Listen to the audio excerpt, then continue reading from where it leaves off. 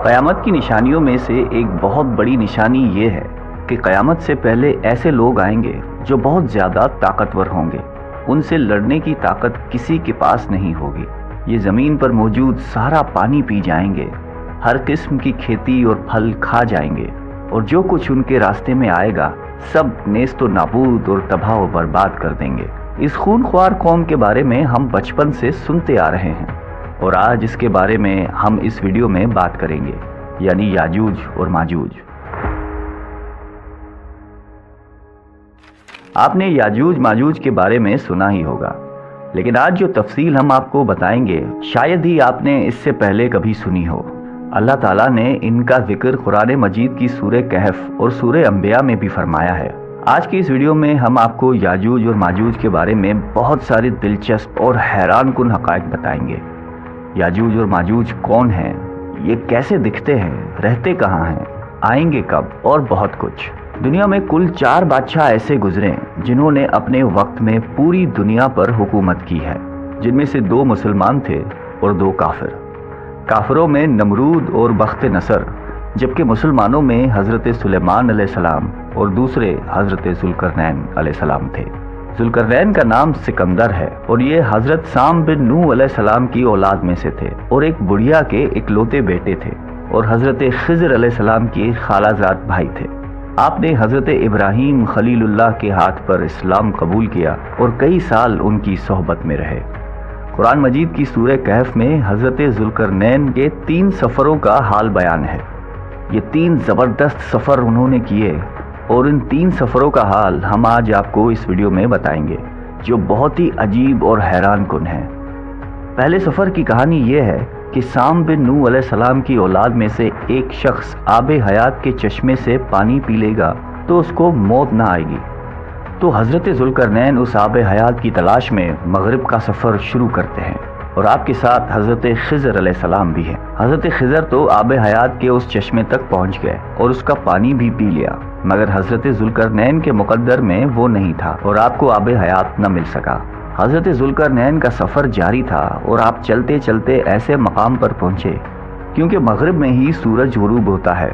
वो बिल्कुल दुनिया के आखिरी कोने में आ गए और सूरज गुरूब होने के वक्त आपको ऐसा मंजर नजर आता जैसे एक स्याह चश्मे में सूरज डूब रहा है। जैसे हम समंदरी सफर करते हैं तो हमें ऐसा लगता है कि सूरज जो है वो समंदर के अंदर डूब रहा है, लेकिन मगरिब के आखिर में आप इतना आगे पहुंच चुके थे जो दुनिया का आखिरी कोना था। वहाँ उनको एक अजीब कौम मिली जो जानवरों की खाल पहने हुए थी। उसके बाद अब बारी है उनके दूसरे सफर की। ये सफर मशरिक की तरफ था, यहाँ तक के चलते चलते आप ऐसी जगह पहुँचे जहाँ से सूरज तुलू होता है। आप सूरज तुलू होने की जगह पर जा पहुँचे। आपने वहाँ पर देखा कि वहाँ ऐसी कौम है जिनके पास कोई इमारत और मकानात नहीं है। उन लोगों का ये हाल था कि जब सूरज तुलू हो जाता तो ये गारों में चले जाते, जमीन के अंदर चले जाते, और जब सूरज ढल जाता तो गारों से निकल अपनी रोजी रोटी की तलाश में निकल जाते। ये लोग मनसक कहलाते हैं। हज़रत ज़ुल्करनैन ने उन लोगों के हुजूर भी इस्लाम की दावत पेश की। वहाँ पर भी कुछ लोग ईमान लाए और कुछ लोग अड़े रहे और आपसे जंग भी की, लेकिन बहरहाल आपने उन लोगों को भी काबू कर लिया। अब उनका तीसरा सफर शुमाल की तरफ था। आप चलते चलते 2 पहाड़ों के दरमियान पहुँच गए तो वहाँ भी आबादी अजीब व गरीब थी। उनकी ज़बान बहुत अजीब व गरीब थी। उन लोगों के साथ इशारों में बहुत मुश्किल से बातचीत की जा सकती थी। उन लोगों ने हज़रत ज़ुल्करनैन से याजूज और माजूज के जुल्म और सितम की शिकायत की और आपसे मदद मांगी कि आप हमें इनके जुल्म से बचाएं। याजूज माजूज कौन थे? ये एक फसादी गिरोह है और इन लोगों की तादाद बहुत ज़्यादा है, जिसका अंदाज़ा इस हदीस मुबारक से लगा सकते हैं कि हज़रत अब्दुल्ला बिन उमर रज़ी अल्लाह ताला अन्हु ने फरमाया कि जिनों उन्स की कुल 10 हिस्से हैं, उनमें से 9 हिस्से याजूज माजूज हैं, बाकी 1 हिस्सा इंसान है। अब ज़रा गौर करें कि इस वक्त दुनिया में 7 बिलियन इंसान, 7 अरब लोग रहते हैं, तो उस हिसाब से तकरीबन 70 बिलियन याजूज माजूज हो सकते हैं और उनकी तादाद बढ़ रही है।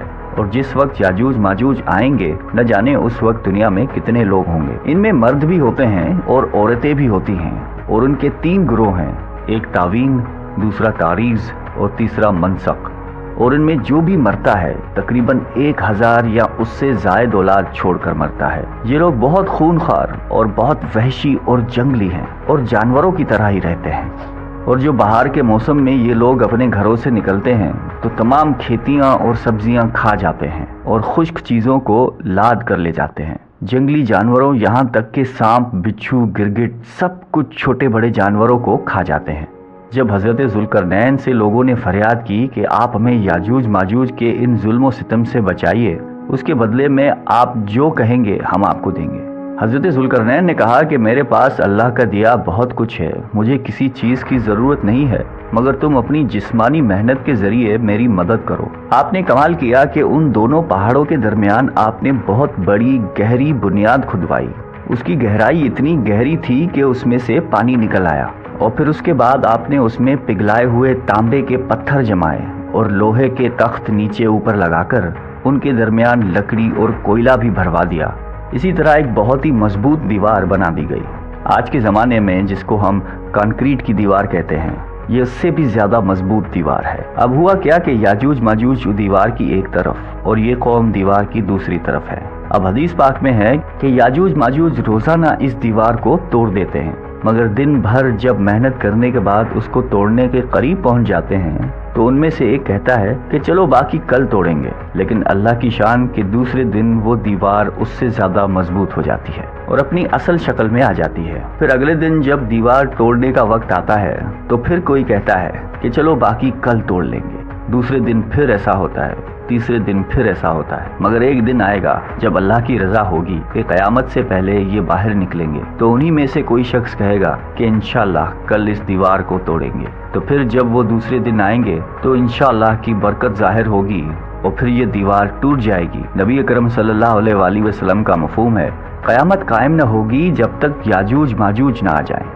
यहाँ आपको बताते चलें कि याजूज माजूज के निकलने से पहले दुनिया किन चीज़ों से महरूम हो जाएगी। हज़रत इब्न अब्बास रज़ी अल्लाह ताला अन्हु ने फरमाया कि अल्लाह ताला ने 5 नहरों को जन्नत से जारी फरमाया। ये पांचों दरिया एक ही चश्मे से जारी हुए हैं। अल्लाह ताला ने हज़रत जिब्राईल अलैहिस्सलाम के जरिए जन्नत के इस चश्मे को पहाड़ों के अंदर अमानत रख दिया और पहाड़ों से नहरों को ज़मीन पर जारी फरमा दिया है, जिससे लोग तरह तरह के फ़वाइद हासिल करते हैं। जब याजूज माजूज के निकलने का वक्त होगा तो अल्लाह ताला जिब्राईल अलैहिस्सलाम को जमीन पर भेजेंगे और वो 6 चीजों को जमीन से उठा कर ले जाएंगे। वो चीजें कौन सी होंगी? दुनिया से कुरान पाक उठा लिया जाएगा, सारा इल्म भी उठा लिया जाएगा, हजरा अस्वद भी उठा लिया जाएगा, मकाम इब्राहिम भी उठा लिया जाएगा, हजरत मूसा अलैहिस्सलाम का ताबूत, और हमने जो इन 5 नहरों का जिक्र किया है ये भी गोया वापस उठाई जाएंगी। ये चीज़ें जब इस दुनिया से उठा ली जाएंगी तो दुनिया और दीन की बरकत रूए ज़मीन से उठ जाएगी और लोग इन बरकतों से बिल्कुल महरूम हो जाएंगे। कैसा दौर होगा ज़रा सोचिए।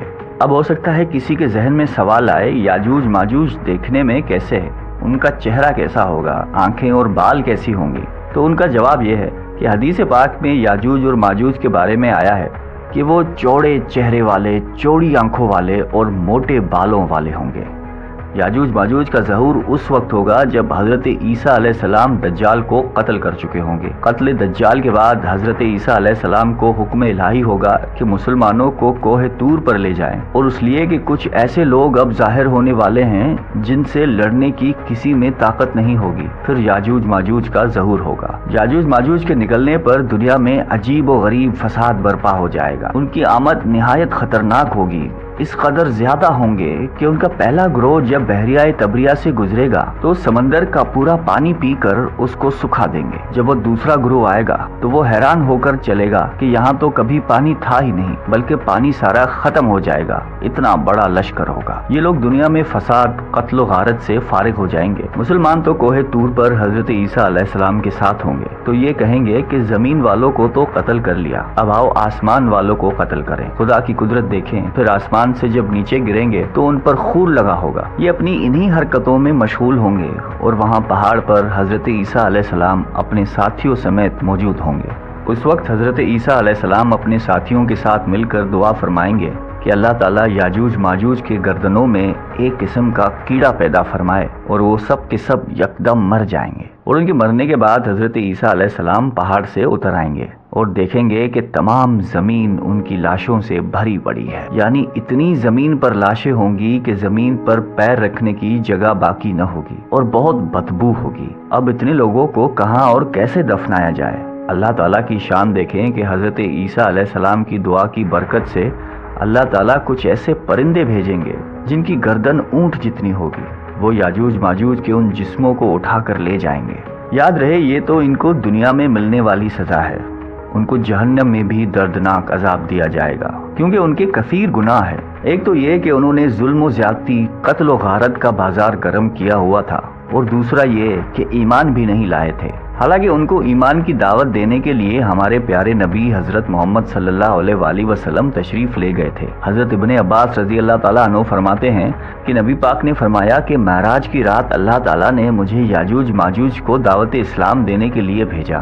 نبی پاک فرماتے ہیں کہ میں ان کے پاس گیا، میں نے ان کو اللہ تعالیٰ کی طرف بلایا، انہیں عبادت کی دعوت دی، مگر انہوں نے میری دعوت کو جھٹلا کر انکار کر دیا، اور فرماتے ہیں کہ اللہ تعالیٰ کے نافرمان بندوں اور اولاد ابلیس کے ساتھ دوزخ میں جائیں گے۔ ان کے مرنے کے بعد زمین امن و سکون اور برکتوں سے بھر دی جائے گی۔ اللہ کی نعمتیں اس قدر زیادہ ہوں گی کہ روایتوں میں آتا ہے کہ ان کے مرنے کے بعد زمین پر بارش اتنی زیادہ ہوگی کہ زمین برابر ہو جائے گی، اور زمین کو حکم ہوگا کہ اپنی برکتیں اگل دے، اور آسمان کو حکم ہوگا کہ اپنی برکتیں انڈیل دے۔ تو برکت کا یہ عالم ہوگا کہ ایک انار کو ایک گروہ کھا سکے گا، اور دودھ میں یہ برکت ہوگی کہ ایک اونٹنی کا دودھ پوری جماعت کو کافی ہوگا، اور ایک گائے کا دودھ پورے قبیلے کو کافی ہوگا، اور ایک بکری کا دودھ پورے خاندان کو کافی ہوگا۔ گویا ہر چیز میں برکت آ جائے گی۔ یاجوج ماجوج کے مکمل واقعے سے ایک بات سوچنے کو ملتی ہے کہ زمین میں قتل و غارت اور فساد پھیلانے والوں کا انجام ہلاکت والا ہی ہوتا ہے۔ اللہ تعالیٰ ظالموں کو ایک دم ختم کرنے پر قادر ہے، مگر انہیں موقع عطا فرماتا ہے تاکہ وہ توبہ کریں اور جہنم سے نجات حاصل کریں۔ اللہ تعالیٰ سے دعا ہے کہ اللہ تعالیٰ ہم سب کو قلب سلیم عطا فرمائے اور قرآن و حدیث پہ عمل کرنے کی توفیق عطا فرمائے۔ آمین۔